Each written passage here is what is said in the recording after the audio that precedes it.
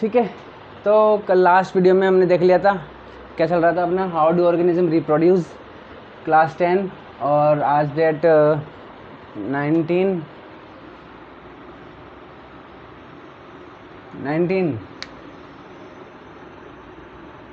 ठीक है। चलिए तो हमने देख लिया था ये चीज़ें कि रिप्रोडक्शन क्यों इम्पोर्टेंट होता है, क्यों ज़रूरी है लाइफ को, अर्थ पर लाइफ के लिए, न्यू स्पीसीज़ के लिए और रिप्लेसमेंट के लिए, डेड जो ऑर्गेनिज्म हो जाते हैं, और वेरिएशन। ठीक है, वेरिएशन के लिए वेरिएशन आ जाता ही है। ठीक है ना। अब वेरिएशन के लिए हमने देखा था कि क्या होता है वेरिएशन, जो बच्चे मम्मी पापा से मैच नहीं होते, तो जो चेंजेस आए हैं बच्चे के अंदर, उसी को क्या कहते हैं हम, वेरिएशंस कहते हैं। बात समझ में आ गई। अब वेरिएशन के ऊपर एक और क्वेश्चन बनता है कि वेरिएशन ज़रूरी है या नहीं है, तो क्यों, नहीं है तो क्यों नहीं। ठीक है, तो वेरिएशन आंसर है कि वेरिएशन ज़रूरी है। ठीक है, और क्यों ज़रूरी है, इसके लिए, ठीक है ना, लाइफ को सर्वाइव करने के लिए या लाइफ को बनाए रखने के लिए वेरिएशन की बहुत ज़्यादा ज़रूरत है, क्योंकि एटमॉस्फेयर कंटिन्यूसली क्या हो रहा है, चेंज हो रहा है। तो उसके अकॉर्डिंग हमें ढलने के लिए, है ना, उसके अकॉर्डिंग हमें अपने आप को बनाने के लिए, उसके अकॉर्डिंग हमें अडेप्टेशन के लिए क्या ज़रूरी है, वेरिएशन ज़रूरी है। बात समझ में आ गई। चलिए, तो ये तो हो गया कि क्यों ज़रूरी है। अब आता है कि ऐसी क्या चीज़ है जिससे इंसानों के बच्चे इंसान ही पैदा होते हैं, डोगी का बच्चा डोगी रहता है, ठीक है, बिल्ली का बिल्ली बनेगी, शेर का शेर बनेगा। बात समझ में आ गई। तो ऐसी क्या चीज़ है जिसकी वजह से ऐसा होता है, और ऐसी क्या चीज़ है जिसकी वजह से हमारी आंखें हमेशा यहीं पे ही आती है, हमारे हाथ यहीं आते हैं। ऐसा क्यों नहीं होता कि मुंह इधर आ जाए, नाक यहाँ पे आ जाए, यहाँ से ऐसे करके सूंघ लें, डायरेक्ट ही सूंघ लें, यहाँ पर ही आ जाए, तो यूँ इतना लंबा प्रोसेस करने की ज़रूरत नहीं पड़े। समझ में आ रही बात। तो ऐसा क्यों नहीं होता, बाल यहीं आते हैं, यहाँ पर नहीं आते। तो ये कुछ तो सिस्टम होगा, ठीक है ना। तो वो सिस्टम क्या है, उस सिस्टम को बोलते हैं डीएनए। क्या बोलते हैं, डीएनए। ठीक है, एक मूवी है जिसमें फुल फॉर्म क्या होती है, डेड इज नाजायज औलाद। ठीक है, तो ऐसा नहीं है, गलत बात। चलिए तो देखिए होता क्या है, समझिए बात को। हमारी ये बॉडी है यहाँ से लेके यहाँ तक, ठीक है। आपको 9th में अपने पढ़ा होगा कि हमारी बॉडी जो है वो सेल से बनी हुई है, पूरे असंख्य, यानी कि मिलियंस, असंख्य का मतलब बोले तो इनफाइनाइट सेल्स हमारी बॉडी में होते हैं, है ना। एक एक चीज़ अंदर बाहर हर जगह सेल्स हैं, और इतने छोटे होते हैं कि हम आँखों से तो देख ही नहीं सकते, नेकेड आई से नहीं देख सकते। ठीक है, चलिए, तो हमारी बॉडी में 2 टाइप के सेल होते हैं, ठीक है। एक होता है सोमेटिक सेल और एक होते हैं जर्म सेल। सोमेटिक सेल किसे कहते हैं, सोमेटिक सेल हमारी पूरी बॉडी में सोमेटिक सेल्स होते हैं, ठीक है ना। ऐसा सेल जिसमें, ठीक है, चलिए फिलहाल आप समझना, अभी बात को समझा दूंगा मैं आपको कि पूरी बॉडी में हमारे क्या होते हैं, सोमेटिक सेल होते हैं। और जो सेक्स ऑर्गन्स होते हैं, ठीक है, सेक्स ऑर्गन के अंदर, ठीक है, मेल के अंदर क्या होता है, स्पर्म होते हैं, और फीमेल के अंदर क्या होता है, एग, जिसे हम ओवा या ओवम भी कहते हैं, ठीक है ना। तो उनको हम बोलते हैं जर्म सेल। अब इन दोनों में डिफरेंस क्या है मैं समझाता हूँ, समझिए।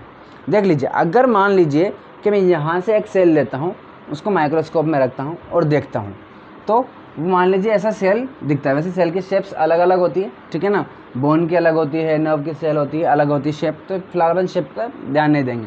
तो सेल इस तरीके का है। इसके अंदर क्या होते हैं, बीच में सेंटर में क्या होता है, न्यूक्लियस होता है। क्या होता है, न्यूक्लियस होता है ना। आसपास क्या होता है, साइटोप्लाज्म, ठीक है। और साइटोप्लाज्म में क्या क्या होता है, उसका जो फ्लूइड है वो, और ऑर्गेनेलीज, कौन कौन से ऑर्गेनेलीज, जैसे कि माइटोकॉन्ड्रिया हो गया, है ना, गोल्जी अपैरेटस हो गया, और राइबोसोम्स हो गए, है ना, एंडोप्लाज्मिक रेटिकुलम। अब 2 तरीके के होते हैं ये भी, ठीक है, इस तरीके से। तो अगर हम ये जो सेल है ये हमने हटा दिया, न्यूक्लियस में देखेंगे, न्यूक्लियस को अगर हम और जूम करेंगे तो इसके अंदर क्या दिखेगा आपको, लिक्विड दिखेगा, ठीक है। इसको क्या बोलते हैं हम, न्यूक्लियोप्लाज्म। इससे हमें कोई मतलब नहीं है फिलहाल, ठीक है। चलिए, इसके अंदर एक चीज़ और मिलती है, सॉलिड चीज़ मिलती है, जिसको हम न्यूक्लियोलस बोलते हैं, ठीक है। न्यूक्लियोलस क्या होता है, एक तरीके से ये ब्रेन होता है है ना। और ये ब्रेन हमारा ब्रेन क्या करता है, हमारी बॉडी को कंट्रोल करता है, ऑर्डर देता है कि अब ये करो, अब ऐसे करो, वैसे करो, ठीक है। उसी तरीके से ये सेल का ब्रेन होता है, ये इसकी रिक्वायरमेंट्स के हिसाब से इनसे काम करवाता है सारे ऑर्गेनेलिज से। चलिए ये भी हो गया। इसके अलावा इसके अंदर क्या होता है, इसके अंदर होता है थ्रेड लाइक स्ट्रक्चर्स, आपने देखे होंगे, ठीक है, इस तरीके के ये थ्रेड लाइक स्ट्रक्चर्स, ठीक है, जिनको हम क्या बोलते हैं, क्रोमोसोम्स बोलते हैं। बात समझ में आ गई आपकी। इसके अलावा एक आरएनए होता है, ठीक है, फिलहाल उसको ज़रूरत नहीं देखने की, फिलहाल आप इतना देखिए, ठीक है ना। तो ये क्रोमोसोम्स है, इस क्रोमोसोम्स में ही क्या है, हमारे सारी इन्फॉर्मेशन है। अगर ये मान लीजिए, चलिए अभी तो अपन क्या देख रहे थे, सोमेटिक सेल, ठीक है ना। तो ये सोमेटिक सेल है। अब इस न्यूक्लियस के अंदर अपन देखेंगे, इस सोमेटिक सेल को निकाले देखेंगे, इस न्यूक्लियस को देखेंगे, तो इस न्यूक्लियस के अंदर ऐसे क्रोमोसोम, ये एक पेयर हो गया, ये एक पेयर, ये दूसरा पेयर, तीसरा पेयर, ठीक है ना, बना के आपने देखा भी होगा, ठीक है, इस तरीके से।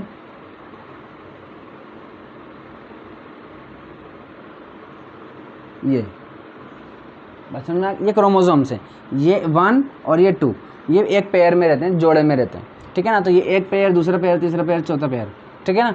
इस तरीके से कितने होते हैं ये टोटल पेयर, 23 पेयर्स होते हैं। कितने पेयर्स होते हैं, 23 पेयर्स होते हैं। अगर हम इनमें देखें, अगर एक एक करके काउंट करेंगे तो कितने हो जाएंगे, ये 46 हो जाएंगे, ठीक है, इस तरीके से। तो अगर हम अपने सोमेटिक सेल को देखेंगे तो उसमें कितने क्रोमोसोम्स मिलते हैं हमें, 46 या 23 पेयर्स, 23 पेयर्स, पेयर्स मतलब क्या, जोड़े, ये जोड़ा हो गया एक, ठीक है। लेकिन वहीं अगर हम एक स्पर्म को लें, मेल, है ना, स्पर्म कैसा होता है, इस तरीके का होता है ये, ठीक है, ये एक, तो हम स्पर्म को क्या बोलते हैं, आधा सेल, क्या बोलते हैं, ये आधा सेल है। और ये जो एग होता है, फीमेल के अंदर जो एग होता है, ये आधा सेल होता है, ये आधा सेल, ये आधा सेल, ये पूरा सेल है, क्योंकि इसमें क्या है, पूरे 46 या 23 पेयर्स हैं, ठीक है, 46 क्रोमोसोम्स हैं इसके अंदर। और स्पर्म क्या है, आधा सेल। इसको आधा सेल क्यों बोल रहे हैं, क्योंकि इसके अंदर ओनली, यहाँ देखिए 46 क्रोमोसोम्स है, यहाँ पर क्या होते हैं, ओनली 23 क्रोमोसोम्स होते हैं, ठीक है, आधे इसके पास है और 23 इसके पास है। जब ये दोनों मिलेंगे तो क्या हो जाएंगे, 46 हो जाएंगे, एक पूरा सेल बन जाएगा, ये इसमें चला जाएगा, ये 46 क्रोमोसोम्स हो जाएंगे। बात समझ में आ गई। चलिए, तो ये क्रोमोसोम्स क्या हैं, यही क्रोमोसोम्स हैं जिनमें हमारी इन्फॉर्मेशंस होती हैं, ठीक है ना, ये क्रोमोसोम है। जब ये दोनों मिलेंगे ये पूरा एक बन जाएगा। और जो अब इसके अंदर 46 क्रोमोसोम्स हो गए, तो इस क्रोमोसोम में क्या है, हमारी इन्फॉर्मेशन है। क्या इन्फॉर्मेशन है कि अगर मान लीजिए ये स्पर्म और ये एग किसके हैं, ह्यूमंस के हैं, तो इसके अंदर ही इन्फॉर्मेशन है, इस क्रोमोसोम के अंदर ही क्या है, इन्फॉर्मेशन है।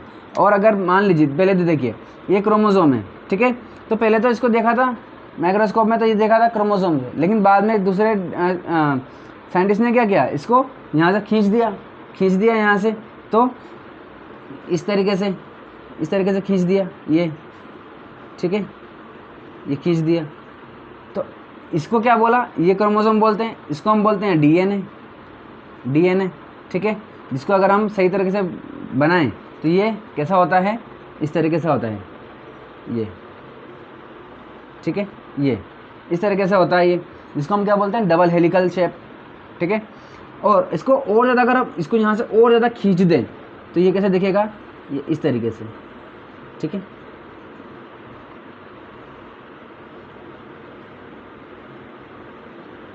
ये इस तरीके से दिखेगा, जिसमें ये वाला जो एक पार्ट है, ये एक पार्ट को हम बोलते हैं जीन। क्या बोलते हैं, जीन बोलते हैं। बात समझ में आ गई। चलिए, इसके अंदर भी कुछ होता है, फिलहाल उसको अपन को देखने की ज़रूरत नहीं है, या इसके ऊपर मैं बाद में दूसरी वीडियोस बना दूंगा, ठीक है ना। तो इसको बोलते हैं क्रोमोसोम, इसको बोलते हैं डीएनए, और इसको इस एक को बोलते हैं हम जीन।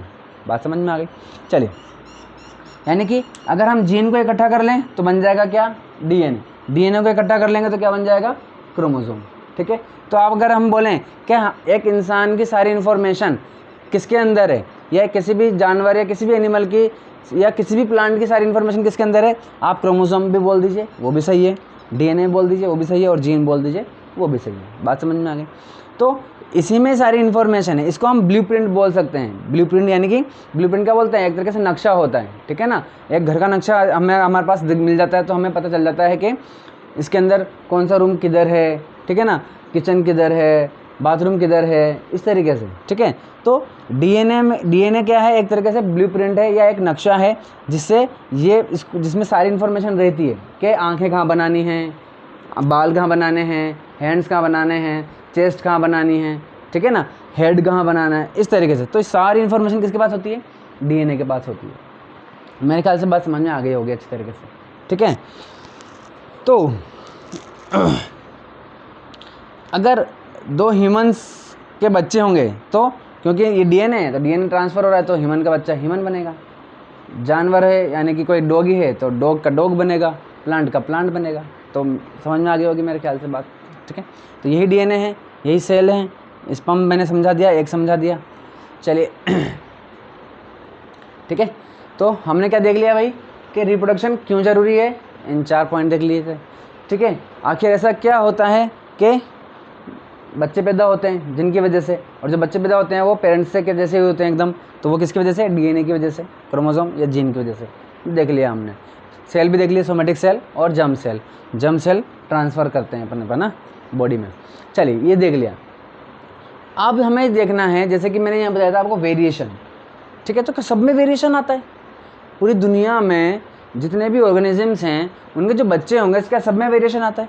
नहीं, ऐसा नहीं होता है, ठीक है। वेरिएशन मैंने बताया था किन में आता है, जब 2 लोग मिलते हैं, मेल फीमेल, ये 2 अलग अलग इंसान हैं, मिलेंगे तो वेरिएशन आएगा। लेकिन होता क्या है, कुछ ऑर्गेनिजम्स ऐसे होते हैं जिनको मेल पार्टनर या फीमेल पार्टनर या दूसरे पार्टनर की ज़रूरत नहीं होती, वो अपने आप को ही डिवाइड करके रखे। जैसे कि मैं हूँ तो अब मैं अपने अंदर से ही डिवाइड करके दूसरा बना लूँगा, मेरे जैसा एक और बना लूँगा, ठीक है। तो मुझे किसी की ज़रूरत नहीं पड़ी, मुझे किसी पार्टनर की ज़रूरत नहीं पड़ी, बात समझ में आ गई। तो अब बताओ, अब मेरे अंदर कोई मिक्स हो रहा है क्या? नहीं हो रहा है, यानी कि मेरे अंदर से मैं एक और ललित निकाल रहा हूँ, ठीक है। तो वो कैसा होगा, वो कुछ वेरिएशन आएगा क्या उसके अंदर? नहीं आएगा, वो सेम टू सेम मेरे जैसा होगा, ठीक है ना, इस तरीके से। तो क्या मतलब हुआ इसका, तो इस बेसिस पर कि एक ऐसा रिप्रोडक्शन जिसमें मेल पार्टनर या दूसरे पार्टनर की हमें ज़रूरत होती है,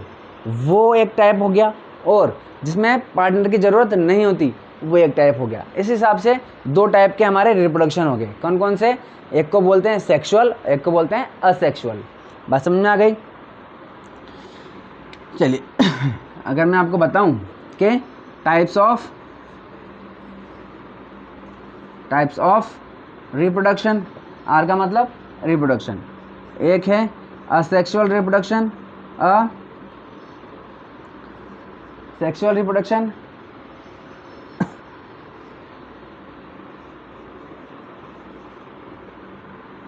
और दूसरा सेक्सुअल, ठीक है। ये 2 हमारे हो गए, असेक्सुअल और सेक्सुअल। सेक्सुअल वाले में क्या होता है, पार्टनर की ज़रूरत होती है, यानी कि दो अलग अलग लोग मिलकर के बच्चे पैदा करेंगे, तो इस कंडीशन में क्या होगा, वेरिएशन आएगा, ठीक है ना। और असेक्सुअल में पार्टनर की ज़रूरत नहीं होती है, तो इस कंडीशन में क्या होगा, 99.99% क्या होंगे, सेम होगा, ठीक है ना। थोड़ा बहुत जो 0.1% या 1% क्या आएगा, वेरिएशन आता है, तो वो ऑलमोस्ट ना के बराबर होता है, ठीक है ना। तो हम क्या मान के चलेंगे, ऑलमोस्ट ना के बराबर, सेम टू सेम होता है। तो इसमें वेरिएशन नहीं आता, इसमें वेरिएशन आता है। अब कल वाली वीडियो में हम, मतलब अब जब नेक्स्ट वीडियो में हम देखेंगे कि असेक्सुअल को पढ़ेंगे हम, ठीक है ना। इसके अंदर देखेंगे कि क्या क्या होता है, क्या क्या नहीं होता, उसके बाद हम सेक्सुअल देखेंगे, ठीक है। कुछ डाउट हो तो पूछ लेना। चलिए तब तक के लिए बाय बाय।